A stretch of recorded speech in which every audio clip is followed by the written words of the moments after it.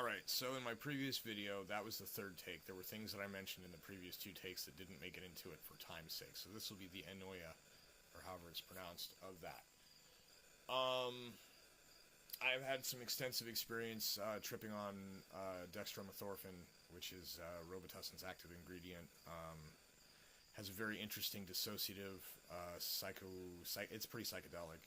Shit got pretty crazy. I had some bizarre insights and some interesting deep wellings of the dark place where most people fear to tread, kind of thing. The void spoke to me a few times. It was interesting. But what ultimately comes to it is that the visual qualia. Qualia is your sensory experience inside of your brain. It's what you perceive to be reality, but is in fact just a thing inside your brain itself, kind of a hologram. Inside of a being that experiences a holographic universe and can theorize on the possibility of either it being simulation or computation or both, or a combination of those happening to exist on the surface of a particle horizon with the cosmos within. So anyway, thank you for that boop. You are bound and determined. This is not your show. The visual qualia on those trips was very flattened. It did that. It became like being inside a living painting. Being part of that flat environment, even though it was pseudo three-dimensional, it was not fully three-dimensional. So, if our reality actually only exists on a two-dimensional plane and the third dimension is an illusion, it stands to reason that illusion is present because of the way that our brains are shaped and how they function. There are multiple, you have two hemispheres and two of most of your organs and things for sense. The body is mostly bifurcated. And so it's possible that the stereo effective perception on our qualia is what brings it that three-dimensional thing. But Flatland's kind of a goofy concept because, we're obviously able to know about things on a higher level. So it's more like what a three-dimensional universe actually looks like versus what our minds show us. So kind of like, if you think the old way of thinking about, well, I don't know if it's old, but I've heard it a long time ago, of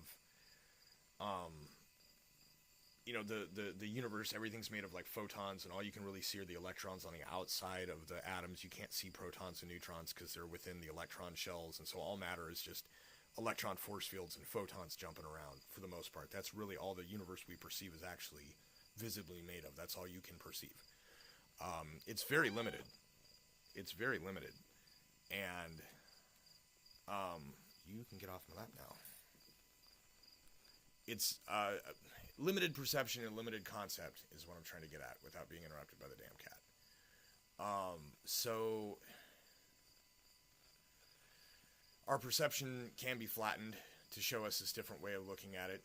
It's possible that's just the way it looks. It's possible that science is just describing the inside of a human psyche and not, via perception and qualia, and not actually the universe itself.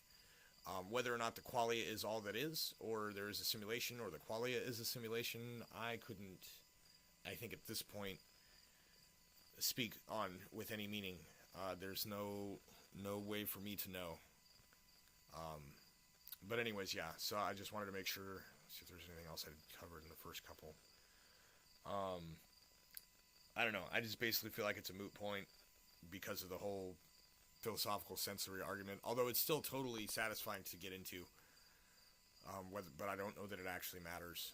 And also there are ways to alter your perceptions to kind of see what that is about and kind of question whether or not that's real or not. But none of it actually leads you anywhere. Exposing, pulling the scales back or whatever and exposing what's underneath does not, finding the grid pattern of the holodeck underneath the stuff, even that does nothing whatsoever to demonstrate or prove anything because there could be other explanations for it. That's that quantum superposition thing. So, I mean, it's, it is what it is, unfortunately. But it's a really fun discussion to have because it's an almost inconsequential discussion. It's the best small talk, and it's so fucking deep of a conversation. But it is ultimately small talk because it doesn't matter. That's all I really have on it. But yeah, if you haven't taking a little bit too much Robitussin sometime. The set and setting is important. But, you know, I found myself at the whim of a consciousness force I did not understand, and it was a part of myself. Very interesting. So, anyways, yeah, the universe is what it is, and we just are within it, and I'm not sure that it impacts our daily life unless we are able to find ways to use those concepts to hack our lives for more fruitful and satisfying experience. Because I think if it's not a simulation, the universe still requires conscious observers, and there's so much for us to do and experience that constitutes the universe's entropy, right? Or if it's a simulation, it's for the experience, else we wouldn't be having it. If it's a simulation, we wouldn't be able to experience the way we do if that wasn't a part of it. So life's for living. That's the point.